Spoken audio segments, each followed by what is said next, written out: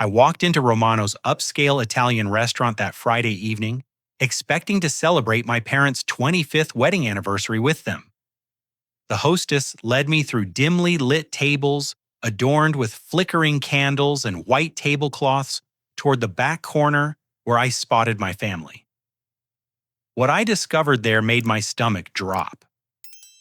My parents, Patricia and Frank, sat contentedly at their table, empty dinner plates pushed aside wine glasses, drained, looking thoroughly satisfied after what appeared to be an elaborate feast. My sister Janet lounged in her chair, scrolling through her phone with an amused smirk. "Oh, you're late," my mother Patricia said with a bright smile, dabbing her lips with a cloth napkin. "Cover the bill, will you?" Janet looked up from her phone and laughed. Still as clueless as ever, how cute. Standing there in my work clothes briefcase, still in hand, I realized with crushing clarity that I had been invited to arrive exactly when their meal ended. I slowly pulled out the chair across from my parents, my mind racing as I processed what had just happened. The table told the complete story of their evening. Remnants of appetizers, main courses, and what looked like multiple rounds of drinks created a landscape of indulgence. The waiter appeared immediately as if summoned by some invisible signal. "Would you like to see our dessert menu?" he asked cheerfully. "Your parents mentioned you'd be taking care of everything tonight." My father Frank leaned back in his chair, patting his stomach with satisfaction. "That was incredible, son. You should have seen the lobster they brought out, perfectly prepared." Patricia pulled out her phone, scrolling through photos with evident pride. "Look at these beautiful pictures I took of our dinner. The presentation was absolutely stunning. I've been posting them on Facebook all evening." "Mom, what time did you tell me to meet you here?" I asked, my voice carefully controlled. 7:30, sweetie. Just like we always do for family dinners."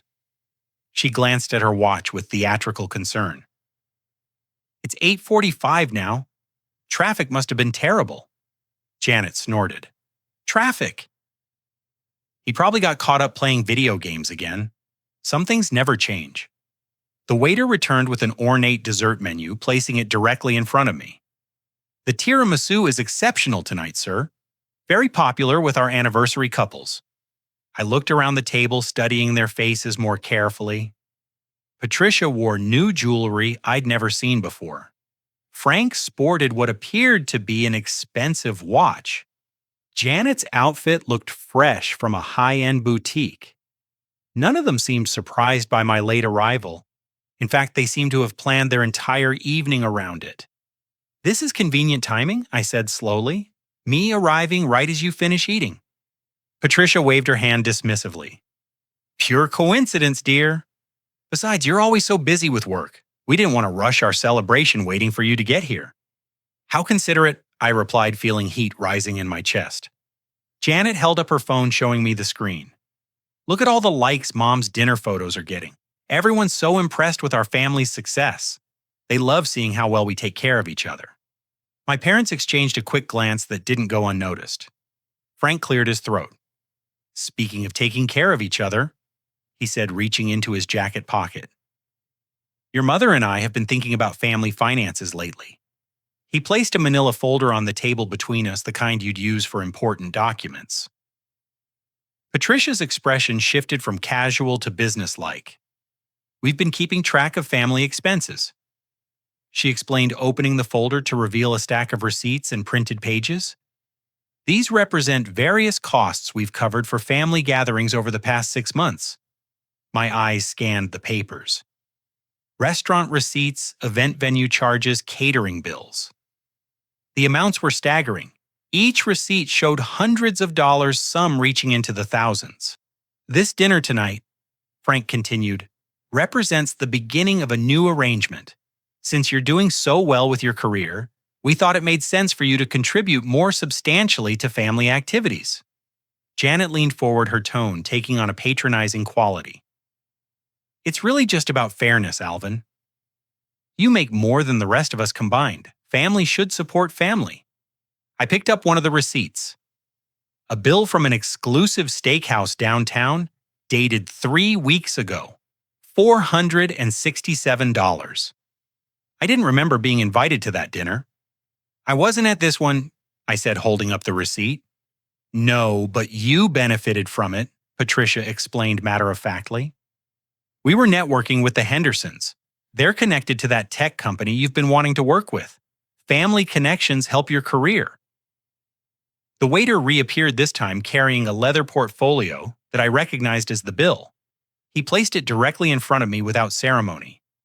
The total for this evening comes to $453.62, he announced. Your family enjoyed the wine pairing with their anniversary meal. Excellent choices all around. $453 for a meal I didn't eat. At a celebration I arrived to find already concluded. Frank reached across the table and patted my shoulder. Consider it an investment in family happiness, son. Your mother and I have been married 25 years. That's worth celebrating properly. I opened the bill portfolio. The itemized list told the story of their evening in expensive detail. Premium appetizers, imported wine-aged steaks, multiple courses I'd never heard of. Each item carried a price tag that made my eyes widen. You ordered the $45 lobster bisque, I asked. It was a special occasion. Patricia replied, her tone suggesting I was being unreasonably stingy. We don't get many opportunities to enjoy the finer things in life. Janet pulled out her own phone, showing me a series of social media posts. Look how many people are following our family's lifestyle content. Mom's Instagram has gained 300 followers just from tonight's dinner photos. The posts showed carefully staged photos of the expensive dishes, the elegant table setting the wine bottles. Each caption emphasized luxury celebration and family success. Comments poured in from friends and acquaintances expressing admiration and envy. People love seeing a family that knows how to live well, Frank explained. It reflects positively on all of us. Your success enables our family's reputation. I stared at the social media posts, recognizing a pattern I'd somehow missed before. Photo after photo of expensive meals, luxury experiences, high-end venues, all tagged with family hashtags and references to celebration and success. How long have you been posting these? I asked. Oh, months now, Patricia said proudly. We've become quite popular in our social circle. Everyone wants to know how we maintain such an elegant lifestyle. The truth hit me like a physical blow. This wasn't an isolated incident, this was a system. As I sat there processing the magnitude of what I'd discovered, familiar voices approached our table. Uncle Martin and Aunt Dorothy appeared, both dressed in formal attire and carrying gift bags. Alvin, Martin exclaimed with exaggerated surprise. What a wonderful coincidence running into you here. Dorothy rushed forward to embrace Patricia. Happy anniversary, dear Martin and I were just finishing our own dinner when we spotted you. But something felt orchestrated about their arrival. The way they immediately took empty seats at our table suggested they'd been expected. Perfect timing. Janet said, not looking up from her phone. Alvin was just about to cover dinner. Martin's eyebrows raised in appreciation. How generous, though not surprising, knowing our successful nephew. I watched this interaction with growing suspicion. The way my aunt and uncle settled into their seats, the familiarity with which they handled the situation, suggested this wasn't coincidental at all. Actually, Dorothy said, reaching into her purse, since we're all here together, this might be perfect timing to discuss next month's family gathering. She produced her own folder, this one containing what appeared to be event planning materials. Brochures for venues, catering menus, cost estimates. We've been organizing monthly family celebrations, Martin explained, really bringing everyone together in style. Patricia's been coordinating everything beautifully. Janet finally looked up from her phone, holding the screen toward me. Check this out, it's our family group chat. The chat was titled Alvin's Treats and contained dozens of messages between various family members. As I scrolled through the conversation history, a disturbing pattern emerged. messages about restaurant recommendations, venue bookings, and cost calculations. All discussions centered around what they could charge to someone named Alvin. March was Romano's for Mom and Dad's anniversary. Read one message from Janet. April should be the country club for Easter brunch. May could be that new steakhouse downtown. Make sure Alvin gets the right arrival time, wrote Dorothy. We don't want him there for the whole meal. He never questions the bills anyway, added Martin. Just keep the amounts reasonable and he'll pay whatever. My hands trembled as I continued reading. Months of planning coordination and manipulation laid out in digital black and white. Patricia reached over trying to take the phone. Family planning requires organization, sweetie. We're just making sure everyone gets to enjoy quality time together. Quality time I'm paying for but not participating in, I asked. Frank shifted uncomfortably. You participate in different ways. Your financial contribution allows the rest of us to focus on building family connections. Martin nodded enthusiastically. And it's working beautifully. We've been telling everyone at the country club about our family's success. About how well you take care of your parents and relatives. Country club, I repeated. Dorothy beamed with pride. Oh yes, Martin and I joined last month. We listed you as our financial reference. Your income and credit score got us approved immediately. The waiter returned, now carrying additional bills and paperwork. Excuse me, sir, he said, addressing me directly. I have some advance orders that your family placed for next month's reservations. He handed me a stack of pre-order forms. Private dining room rentals, wine selections, multi-course meal packages. Each form bore my signature, though I had no memory of signing any of them. These signatures, I said, examining the paperwork. I didn't write these. Patricia laughed nervously. Oh, that. Well, family members sometimes need to sign for each other. You're always so busy with work. Janet leaned over to look at the forms. Mom's gotten really good at copying your signature. She's been practicing. The casual admission of forgery hung in the air like a physical presence. My aunt and uncle exchanged uncomfortable glances. It's not forgery when it's family, Frank said quickly. It's just efficiency. You would have signed them anyway. Martin pulled out his own phone, showing me photographs. Look at all the wonderful memories we've been creating. These family gatherings have brought everyone closer together. The photos showed elaborate dinner parties, expensive venues, and luxury experiences, all featuring family members I recognized, none featuring me. Where am I in these pictures? I asked. You're behind the camera, Dorothy said unconvincingly. Someone has to document these precious moments.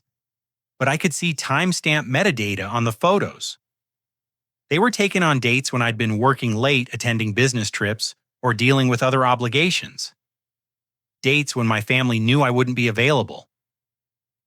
The waiter cleared his throat. There's also the matter of the standing reservations. Your family has booked monthly private dining experiences through the end of the year. He handed me a reservation calendar. 12 more events each, estimated between $600 and $800, all pre-approved using my credit card information. Standing reservations, I asked. For consistency, Patricia explained. Family traditions require regular commitment.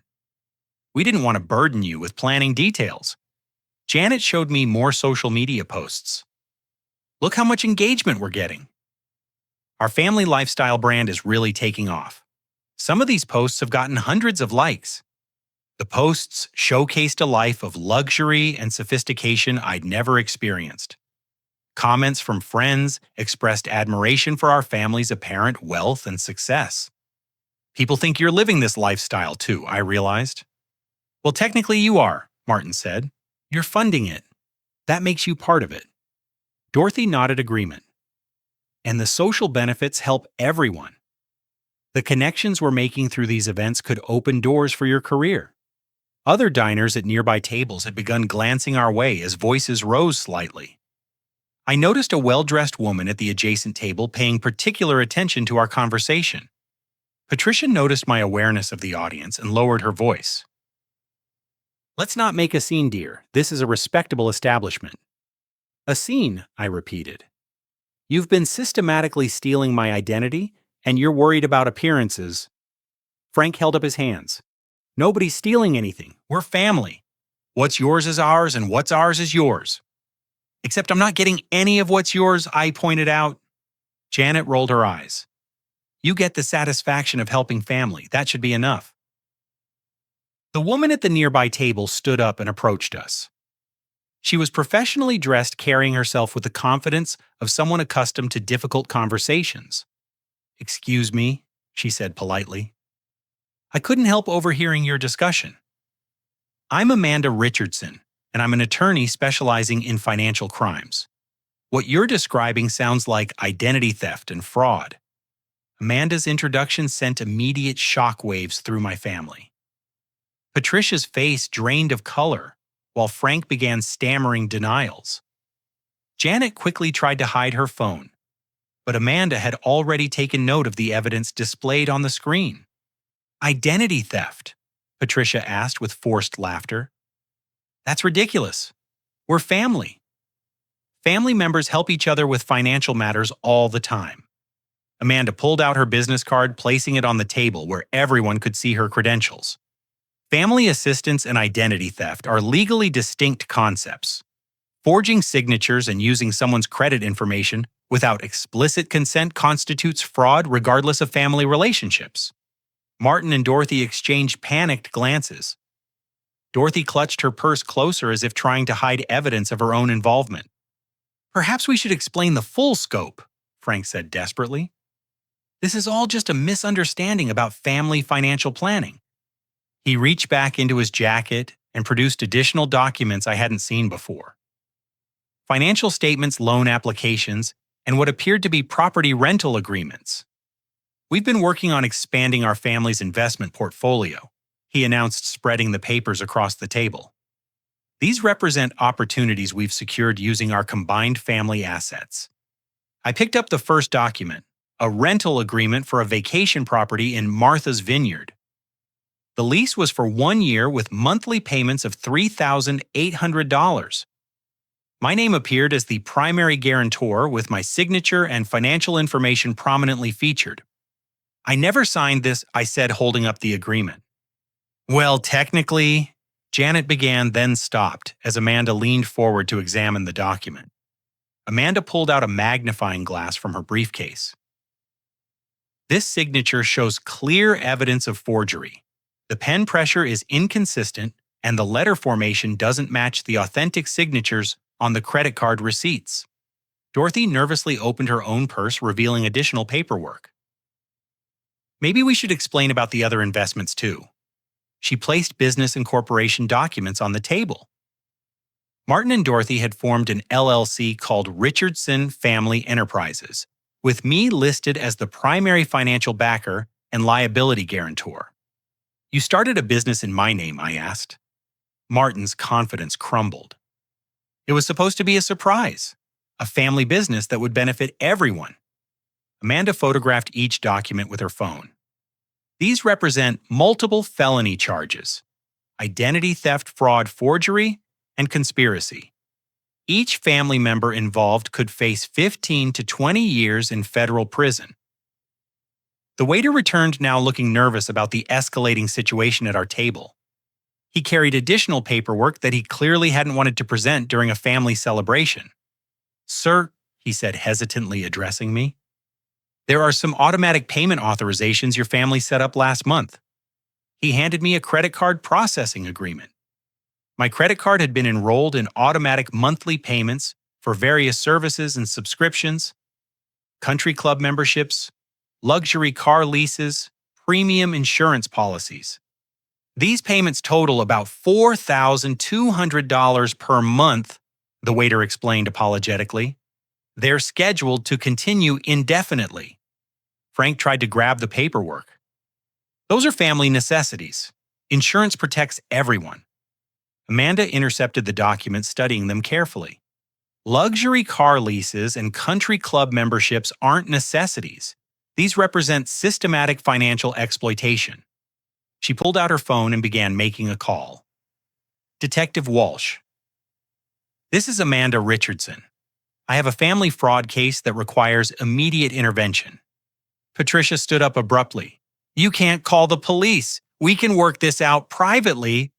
Actually, Amanda replied, financial crimes of this magnitude require law enforcement involvement. The amounts involved exceed federal thresholds for prosecution. Dorothy began crying. We didn't mean any harm. We just wanted to enjoy a better lifestyle. Using someone else's money and credit without permission, Amanda explained patiently. That's precisely what identity theft laws are designed to prevent.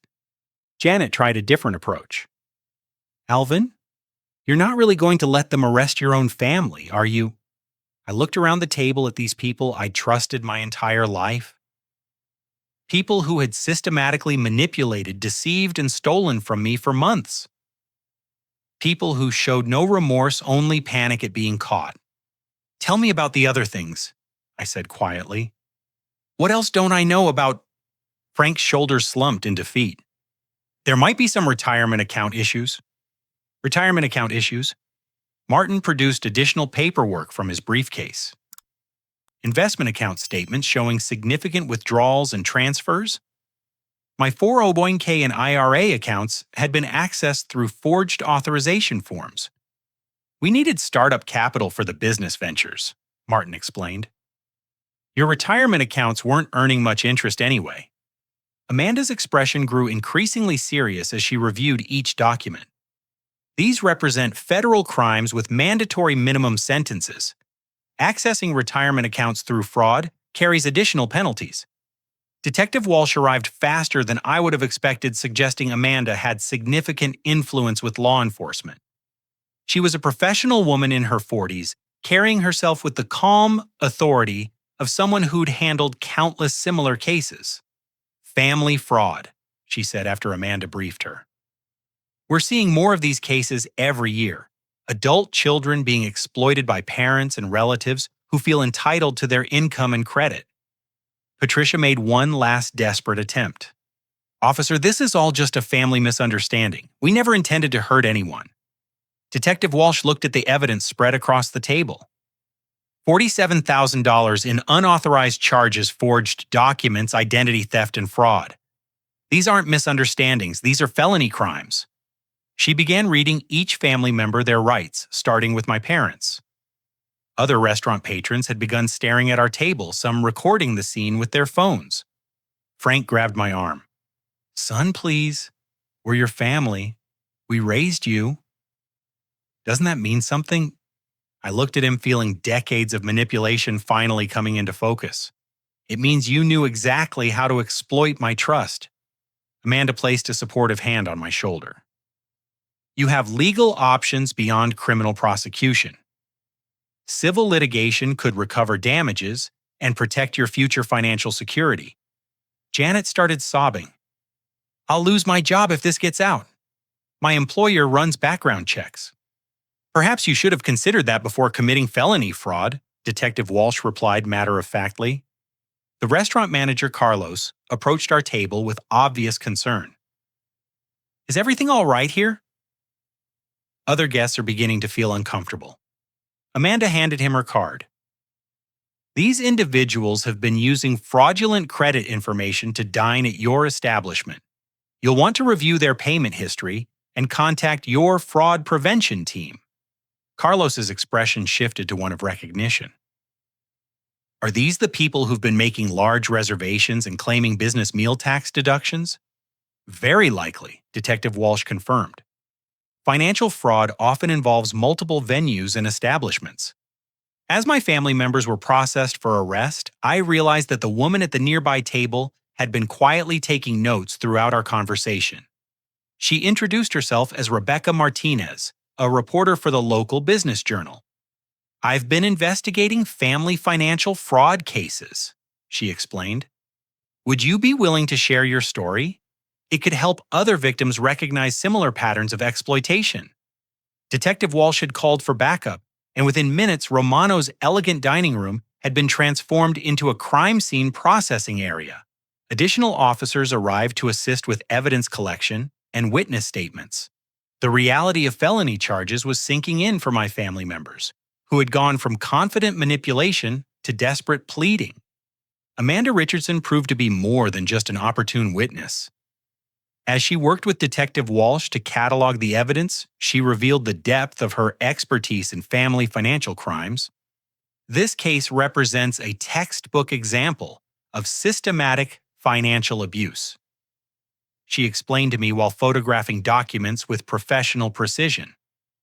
Your family has committed multiple federal crimes over an extended period, demonstrating clear intent and premeditation. Patricia, now in handcuffs, continued her attempts at emotional manipulation. Alvin, sweetheart, you can't seriously want to see your mother go to prison. Think about what this will do to our family's reputation. Your family's reputation was built on fraud, Amanda pointed out.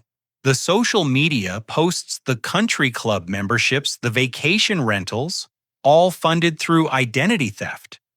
Detective Walsh returned from her patrol car carrying additional paperwork. I ran preliminary credit checks using Alvin's information. There are at least 12 additional accounts that appear to have been opened without his knowledge. She handed me a printed report showing credit inquiries, new account openings, and outstanding balances I'd never authorized. Store credit cards, personal loans, and what appeared to be a second mortgage on a property I didn't own. A second mortgage, I asked, scanning the documents. Frank looked sheepish. We needed additional funding for the Martha's Vineyard rental. The property requires significant upfront investments. You took out a mortgage in my name. Co-signed, Martin corrected. We're all liable for the debt, but your credit score got us the best interest rates. Amanda shook her head in disgust. Each additional account represents another count of identity theft. Your family could be looking at decades in prison. Janet, sobbing in her handcuffs, turned to me with desperate eyes. Please, Alvin, we'll pay everything back. We'll cancel all the accounts, just don't let them prosecute us. Detective Walsh looked up from her paperwork. That's not how federal financial crimes work. Once charges are filed, prosecution proceeds regardless of restitution attempts. Rebecca Martinez. The journalist had been quietly documenting the scene. She approached me during a break in the evidence collection. I've been investigating a pattern of family financial abuse cases in this area, she said. Your situation fits a profile we've been tracking. Adult children with good credit and stable income being systematically exploited by family members who feel entitled to their financial success. She showed me her notes, which contained details about similar cases involving family members using guilt obligation and emotional manipulation to commit financial fraud. How common is this? I asked. More common than people realize, Rebecca replied. Many victims don't report it because they feel guilty about prosecuting family members. The exploitation can continue for years before anyone takes legal action. Amanda overheard our conversation and joined in. That's exactly why these cases need to be prosecuted aggressively. Family financial abuse often escalates over time if left unchecked. Carlos, the restaurant manager, returned with his own shocking revelation. He carried a thick folder containing reservation records and payment documentation. I reviewed your family's dining history, he explained. Over the past 8 months, they've charged 17 different meals to credit cards associated with your name. The total amount exceeds $6,000. 17 meals I never attended. According to our reservation notes, they specifically requested tables for parties of 4, but consistently told staff that one member would arrive late and cover the bill. Detective Walsh added this information to her growing case file. This demonstrates clear premeditation and systematic fraud. Your family developed a specific method for exploiting restaurants and venues. Patricia made one final attempt at manipulation. Alvin, honey, you have to understand. We never meant to hurt you. We just wanted to live a little better. Is that so wrong? Amanda stepped forward. Mrs. Patterson, you've committed identity theft, fraud, and conspiracy.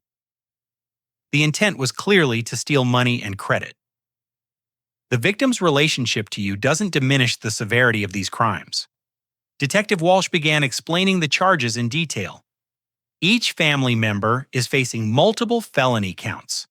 Patricia Patterson, 8 counts of identity theft, 12 counts of fraud, conspiracy, to commit financial crimes. Frank Patterson, 6 counts of identity theft, 10 counts of fraud conspiracy. Janet Patterson, 4 counts of fraud conspiracy accessory to identity theft. Martin and Dorothy, as conspirators and beneficiaries of the fraud, faced their own significant charges.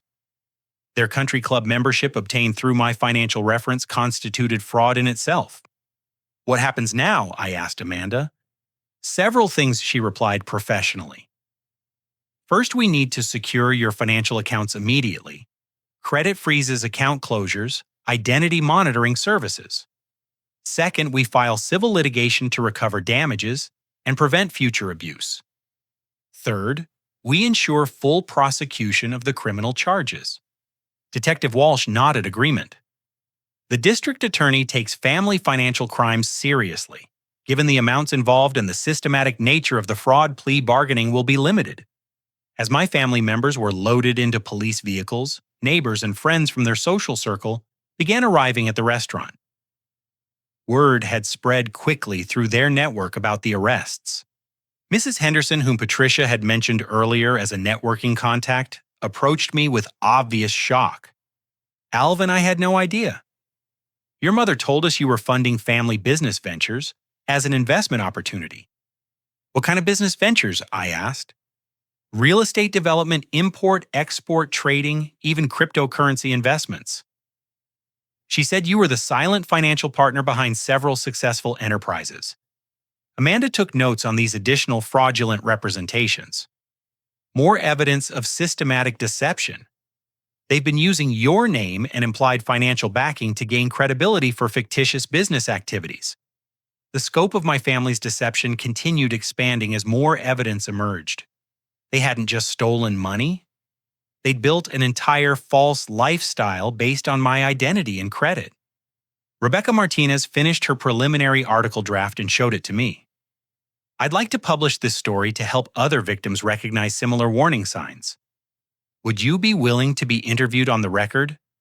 Looking around at the aftermath of what had been my family's elaborate financial fraud scheme, I realized that sharing my story could prevent others from experiencing similar exploitation. Yes, I said. People need to know that family financial abuse is real and that there are legal remedies available. The next several hours transformed my understanding of both the legal system and my own strength.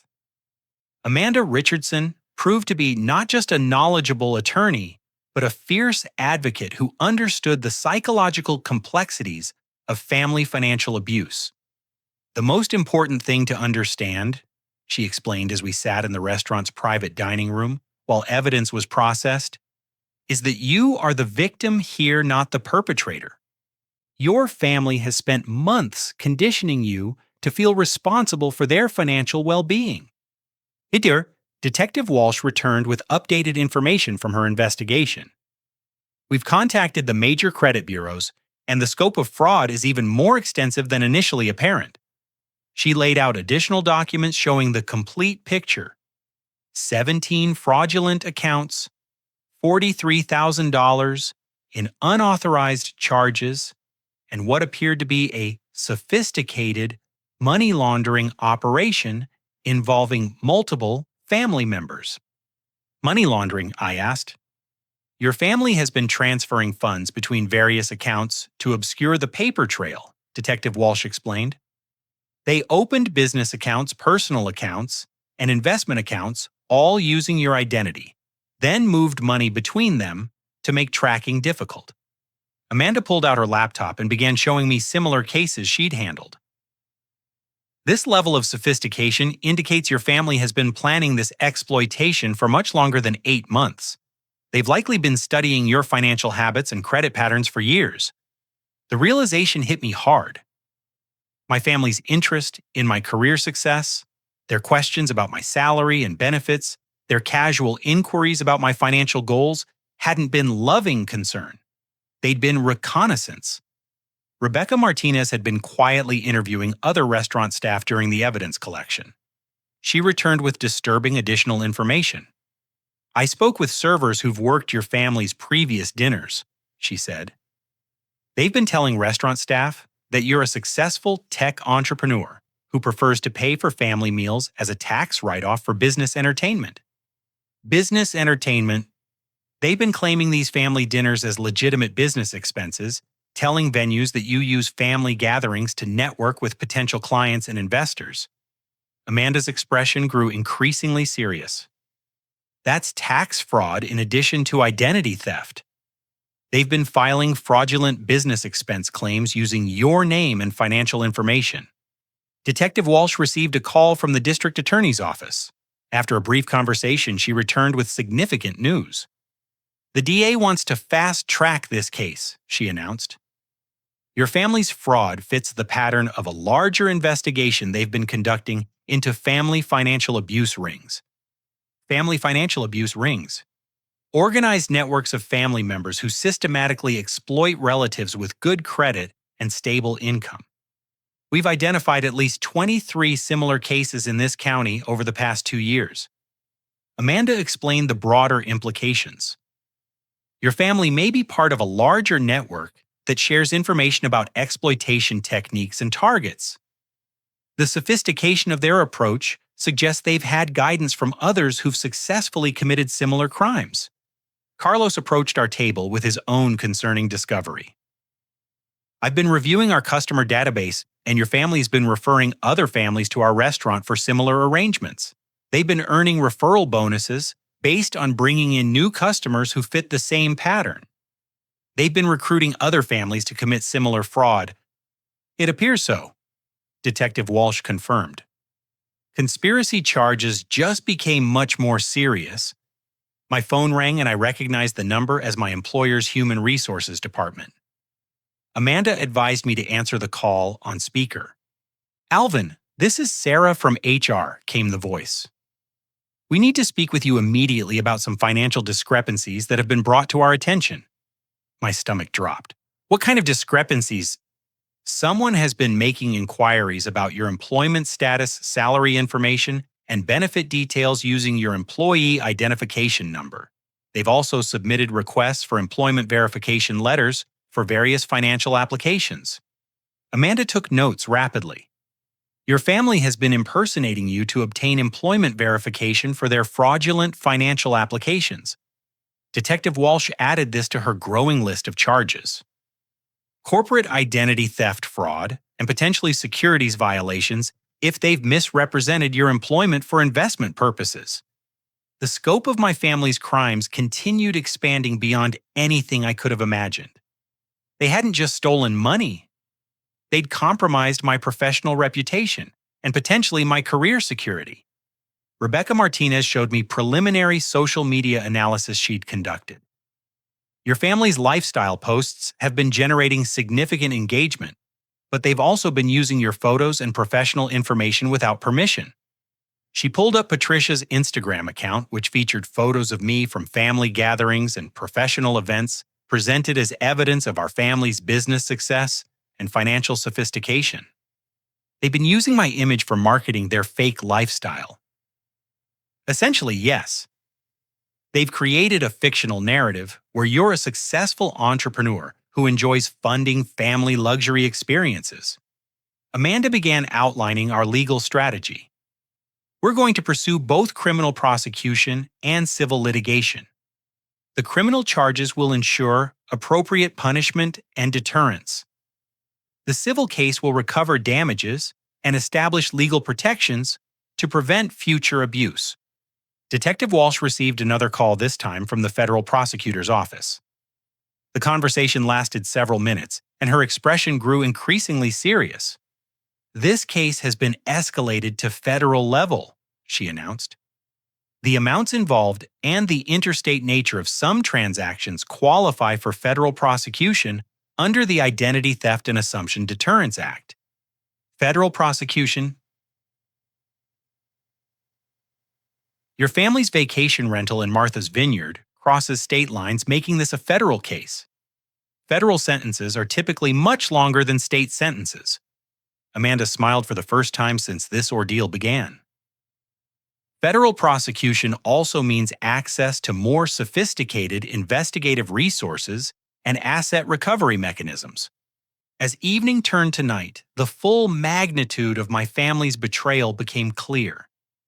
But for the first time in my adult life, I felt genuinely empowered. I wasn't responsible for managing their emotions, covering their expenses, or enabling their manipulation. Carlos approached with a final gesture that surprised me. Sir Romanos would like to offer you a standing reservation and VIP treatment as our apology for being used as a venue for this fraud. That's very generous, but not necessary. Actually, it is necessary, he replied. We should have noticed the pattern and questioned the unusual payment arrangements. We bear some responsibility for enabling this situation. Rebecca Martinez finished her article and showed me the final draft. This story will run tomorrow in the Business Journal, but I'd also like to pitch it to national outlets. Family financial abuse is an underreported issue that deserves broader attention. Looking around the restaurant where this confrontation began, I realized that my family's attempt to exploit me had actually led to the most empowering experience of my life. The following morning brought a cascade of consequences that my family clearly hadn't anticipated when they developed their elaborate fraud scheme. Amanda had worked through the night to file emergency motions, protecting my credit and financial accounts, while Detective Walsh coordinated with federal prosecutors to ensure comprehensive charges. I met Amanda at the federal courthouse, where she'd arranged meetings with both the U.S. Attorney's Office and the FBI's Financial Crimes Division. The scope of federal involvement demonstrated how seriously authorities treated family financial abuse cases. Your family's crimes cross multiple jurisdictions and involve interstate commerce, explained Assistant U.S. Attorney Michael Chen. We're treating this as an organized conspiracy rather than isolated incidents of fraud. Agent Lisa Thompson from the FBI's Financial Crimes Division had spent the morning analyzing my family's activities. Her findings were staggering. Your family has been operating what we classify as a financial exploitation ring, she explained. They've systematically targeted your income and credit while recruiting other family networks to adopt similar strategies. She showed me a comprehensive analysis of financial transactions, social media activities, and communication patterns that painted a picture of sophisticated criminal organization. The Martha's Vineyard rental property was being used as a base for teaching other families how to exploit their relatives, Agent Thompson continued. We've identified at least 12 other families who attended what they called financial planning workshops at the property. Amanda reviewed the federal charging documents. Your family members are facing multiple federal felonies with mandatory minimum sentences. Patricia and Frank are looking at 15 to 20 years each. Janet Martin and Dorothy face 8 to 12 years. The morning news had picked up Rebecca Martinez's story, and my phone buzzed constantly with interview requests from national media outlets. The story of family financial abuse had struck a chord with audiences across the country. I've received over 200 messages from people sharing similar experiences, Rebecca told me during a phone interview. Your story is encouraging victims to come forward and seek legal help. At the courthouse, my family's court-appointed attorneys were clearly struggling with the mountain of evidence against their clients. The federal prosecutor's case was overwhelming, with documented proof of systematic fraud spanning multiple years. Patricia's attorney approached Amanda during a recess. Is there any possibility of plea negotiations? My client is willing to admit guilt in exchange for reduced sentences. Amanda's response was swift and definitive. Your client committed federal crimes over an extended period, showing clear premeditation and sophisticated criminal planning. The victims deserve full prosecution. The preliminary hearing revealed additional shocking details about my family's activities. Financial forensic accountants had uncovered evidence of tax evasion, wire fraud, and what appeared to be money laundering operations involving dozens of accounts. Your family generated approximately $68,000 in fraudulent income using your identity, testified IRS Criminal Investigation Agent David Park. They've been filing false tax returns claiming business expenses and investment losses that don't exist.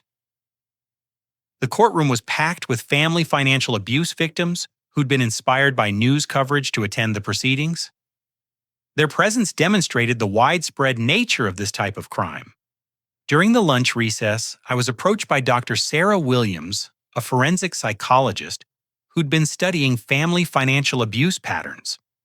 Your case represents a textbook example of systematic financial manipulation, she explained. Your family used classic techniques of guilt induction, obligation enforcement, and social pressure to maintain control over your finances.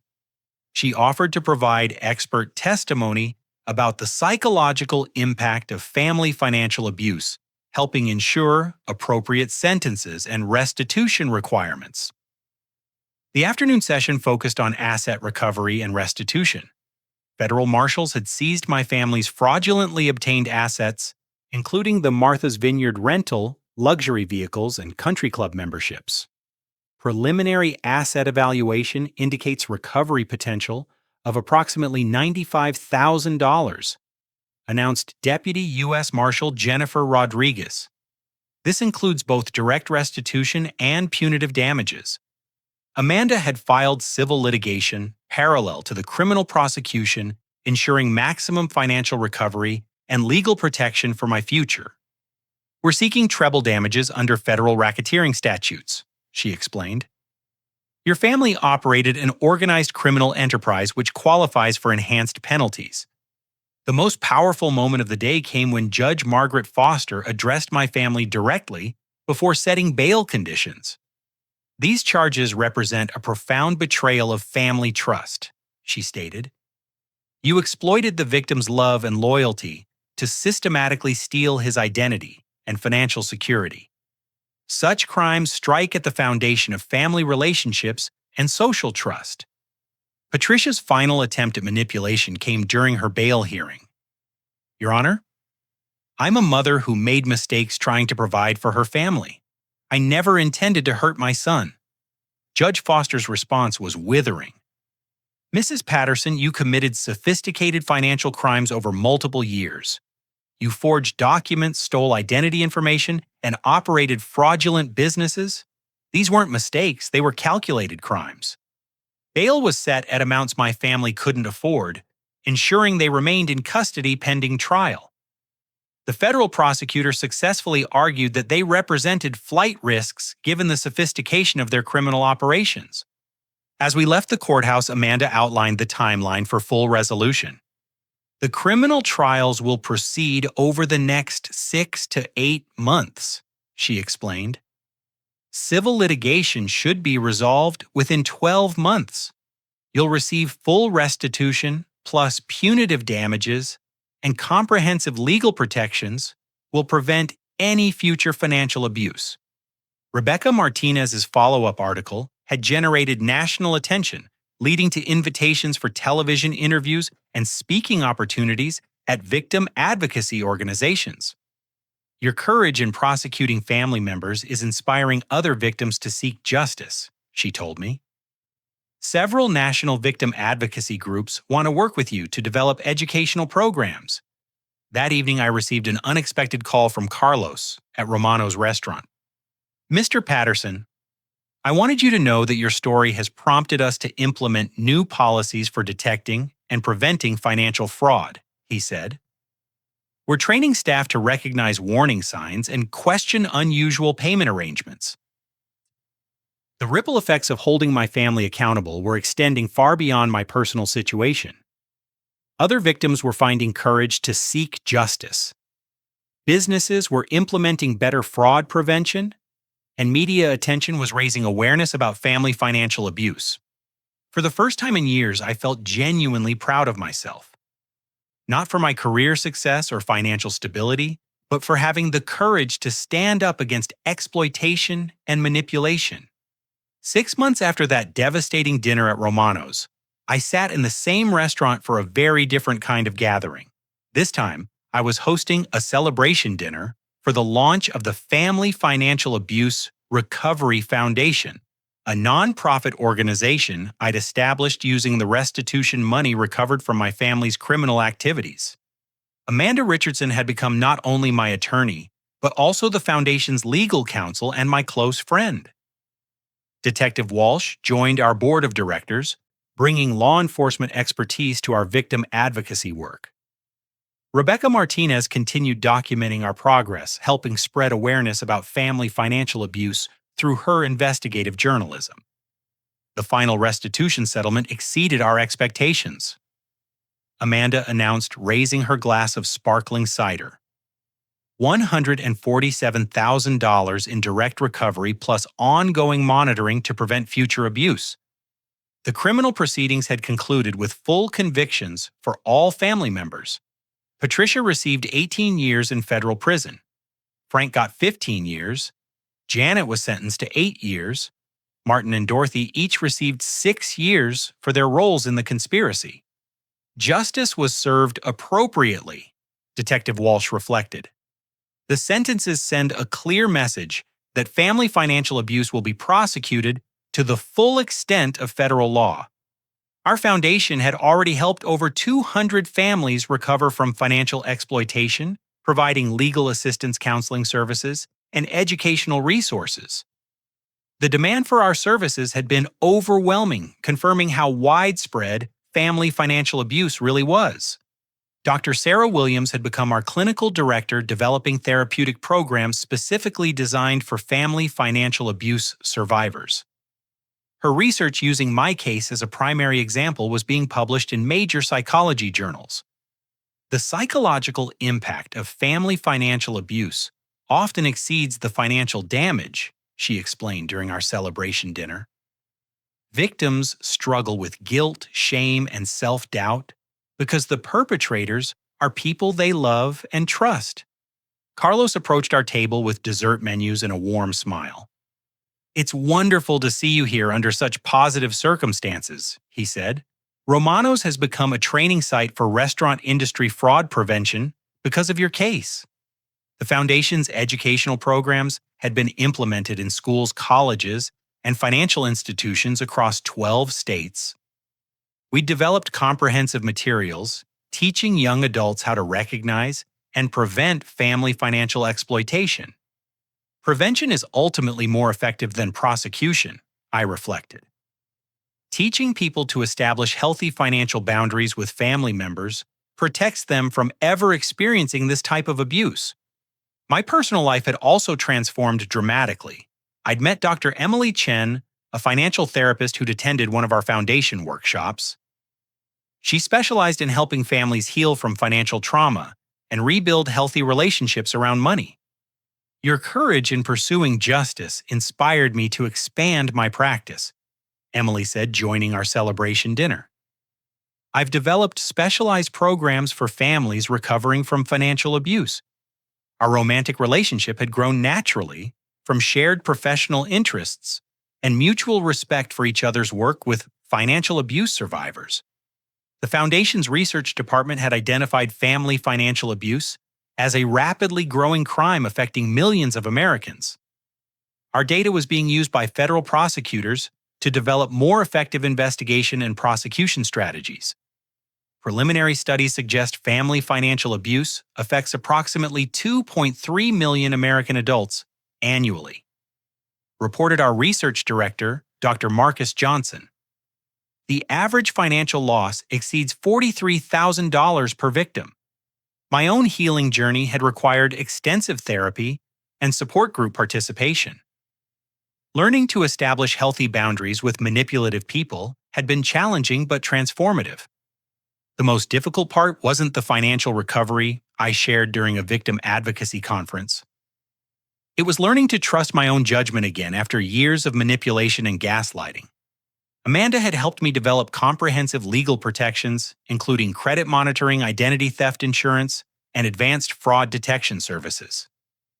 These safeguards ensured no one could exploit my financial information again. Legal protection is essential, but psychological healing is equally important, she emphasized. Victims need both practical security and emotional support to fully recover. The Foundation's Victim Services Program included support groups, individual counseling, legal assistance, and financial planning help. We'd created a comprehensive recovery model that addressed all aspects of family financial abuse. Rebecca Martinez had expanded her investigative work into a book project documenting family financial abuse across America. Her research revealed systematic patterns of exploitation affecting families in every demographic and economic category. This isn't a problem limited to any particular social or economic group, she explained. Family financial abuse crosses all boundaries of race, class, education, and geography. My former family members had been required to participate in court-ordered financial rehabilitation programs during their imprisonment. They would remain under financial supervision for years after their release with strict restrictions on their ability to access credit or manage money. Accountability includes both punishment and rehabilitation, Judge Foster had explained during sentencing. These defendants must demonstrate genuine understanding of their crimes and commitment to change behavior. The Foundation's educational programs emphasize that healthy families support each other's financial independence rather than exploiting it. We taught practical skills for maintaining loving relationships while protecting personal financial security. True family love respects boundaries and individual autonomy. Dr. Williams often explained during our workshops. Exploitation and manipulation aren't expressions of love. They're expressions of selfishness and entitlement. Our legal advocacy work had contributed to stronger federal legislation protecting victims of family financial abuse. The Enhanced Family Financial Protection Act included provisions for expedited prosecution, enhanced penalties, and comprehensive victim support services. Legislative change requires documented evidence of widespread problems, Amanda explained. Your case and others like it provided the foundation for meaningful legal reform. As our celebration dinner concluded, I reflected on the profound transformation my life had undergone since that shocking evening 6 months earlier. Standing up to my family's exploitation had been the most difficult and most important decision of my life. Carlos presented me with a framed photograph of our celebration dinner along with a permanent VIP membership to Romano's, as recognition of my courage in exposing financial fraud. Your story has inspired our entire staff to be more vigilant about protecting customers from financial exploitation, he said. You've helped make our restaurant a safer place for everyone. The Foundation's work continued expanding rapidly, with plans to establish regional offices in major metropolitan areas across the United States. Our model of comprehensive victim support was being adopted by other advocacy organizations worldwide. Emily and I had begun planning our engagement, built on a foundation of mutual respect, shared values, and commitment to helping others heal from financial trauma. Our relationship demonstrated that healthy love supports individual growth and independence. The greatest gift someone can give you is respect for your autonomy and boundaries, Emily often reminded our workshop participants. Love that requires you to sacrifice your financial security isn't really love at all. My professional life had also flourished as word spread about my integrity and courage. Several companies had offered me leadership positions specifically because of my demonstrated ability to stand up for principles under extreme pressure. Your willingness to prosecute family members for financial crimes showed remarkable character, explained the CEO who'd recently offered me a director position. We need leaders who prioritize ethics over convenience. The Foundation support groups had become a second family for me, filled with people who understood the unique challenges of family financial abuse. These relationships were built on honesty, mutual support, and respect for individual boundaries. Healing happens in community with others who share similar experiences, Dr. Williams observed. Isolation enables abuse to continue. Connection enables recovery and growth. As I left Romano's that evening, I thought about the profound life lesson my experience had taught me. Family relationships built on exploitation, manipulation, and entitlement aren't worth preserving. True family, whether biological or chosen, supports each member's individual growth, respects personal boundaries, and celebrates each person's success rather than exploiting it. The courage to set boundaries with manipulative people, even family members, isn't selfish or disloyal. It's an act of self-respect that often inspires others to examine their own relationships and establish healthier patterns of interaction. Financial independence isn't just about money. It's about the freedom to make choices based on your own values and goals, rather than other people's expectations or demands. When family members view your success as their entitlement, they're treating you as a resource rather than a person. Sometimes the greatest act of love is refusing to enable destructive behavior, even when that refusal causes temporary pain or social awkwardness. Enabling exploitation ultimately hurts both the victim and the perpetrator by preventing growth and accountability. The Foundation's work had demonstrated that family financial abuse thrives in silence and shame, but withers under exposure and accountability. Speaking truth about exploitation, even when it's uncomfortable, creates opportunities for healing and positive change. Personal integrity requires the courage to stand up for what's right, even when it's difficult, expensive, or socially awkward. The temporary discomfort of confronting abuse is far preferable to the long-term damage of enabling it to continue. True success isn't measured only by income or career achievement. It's also measured by the courage to protect your values, maintain your boundaries, and help others who face similar challenges. Using personal trauma as a foundation for helping others transforms pain into purpose. As I shared during victim advocacy conferences across the country, recovery from family financial abuse requires both practical action and emotional healing. Victims need legal protection, financial security, therapeutic support, and community connection to fully rebuild their lives. The most important lesson I learned was that I deserved relationships built on respect, honesty, and mutual support. The family members who exploited me had trained me to believe that my value came from what I could provide rather than who I was as a person. Discovering my worth as an individual rather than an ATM machine had been the most liberating experience of my life. Building new relationships with people who celebrated my success rather than exploiting it showed me what healthy family dynamics actually look like. Have you ever experienced someone in your family trying to take advantage of your financial success or good credit? How did you handle the situation, and what advice would you give to others? Facing similar challenges with manipulative family members? Share your thoughts and experiences in the comments below.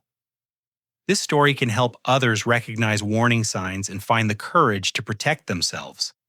If this story resonated with you or helped you understand family financial abuse better, please like this video and subscribe to our channel for more stories about overcoming exploitation and building healthier relationships. Your support helps us reach more people who might need to hear these important messages. Please share this story with friends or family members who might benefit from understanding the warning signs of financial manipulation. Together, we can raise awareness about family financial abuse and help more victims find the courage to seek justice and healing. Thank you for listening to my story and supporting the important work of educating people about family financial abuse. Remember that you deserve relationships built on respect and mutual support, not exploitation and manipulation.